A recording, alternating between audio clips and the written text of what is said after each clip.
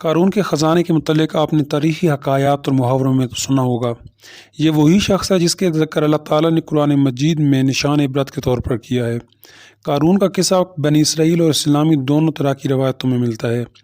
یہ بنی اسرائیل کا وہی امیر ترین شخص تھا جس کے خزانے کی کنجیاں 300 اونٹوں اور خچروں پر لادی جاتی تھی اور ہر کنجی چمڑے کی ہوتی تھی جو ایک خزانے کی چابی تھی۔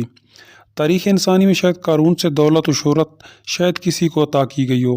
قارون حضرت موسیٰ علیہ السلام کے چچا یاسور کا بیٹا تھا۔ وہ نہایت حسین اور خوبصورت آدمی تھا۔ یہی وجہ تھی کہ بنی اسرائیل کے لوگ اسے منور کہا کرتے تھے۔ قارون جوانی میں اپنے خاندان میں نیک اور خوش اخلاق جوان تصور کیا جاتا تھا اور تورات کا بہت بڑا عالم تھا کیونکہ اس کی پرورش حضرت موسیٰ علیہ السلام کے زیر سایہ ہوئی تھی، اس لیے وہ تورات کا علم رکھتا تھا اور اچھی آواز کا مالک بھی تھا۔ تورات کی تلاوت میں بہت پیارے انداز میں کیا کرتا تھا، یہی وجہ تھی کہ لوگ اس کا ادب و احترام کرتے تھے۔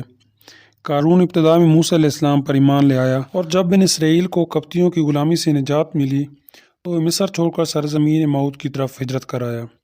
وہاں اس کے حالات ایک دم سے بدل گئے اور اس کے ہاتھ میں بے شمار دولت آئی۔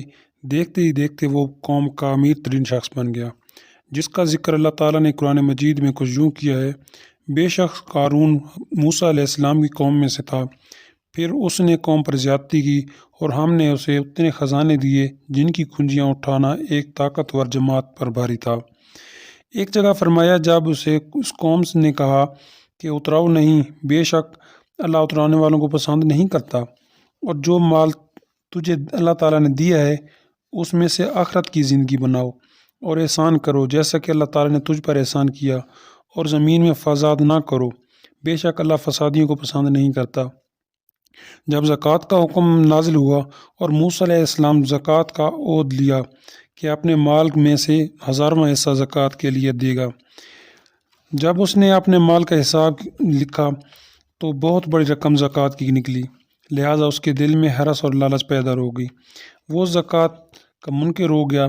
اس نے ایک گندی چال چلی اور بنی اسرائیل میں سے ایک گروہ جو اس کی حمایتی تھا اس کو جمع کیا اور کہا: موسیٰ علیہ السلام بہت سارے امور کا حکم دیا جن پر تم لوگوں نے عمل کیا، اس کی پیروی کی، اب وہ تمہارا مال بھی ہڑپ لینا چاہتا ہے۔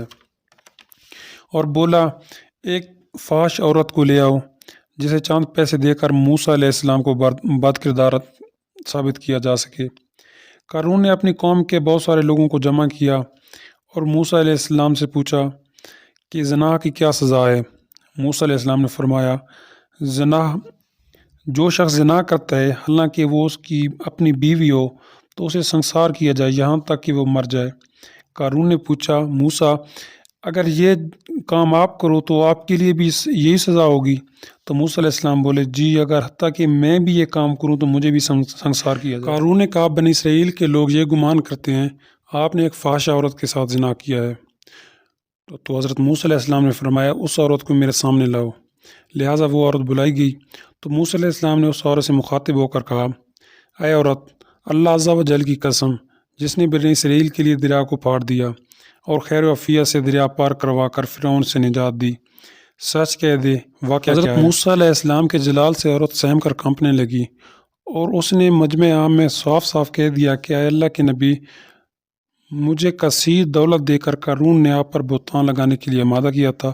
اس وقت حضرت موسیٰ علیہ السلام عبیدہ ہو کر اللہ کے سامنے سجدہ شکر میں گر پڑے اور حالت سجدہ میں آپ نے یہ دعا مانگی: یا اللہ، قارون کو اپنے قہر و غضب میں نازل فرما۔ لہٰذا وہ تمام لوگ جو قارون کے ساتھ تھے جدا ہو کر چلے گئے۔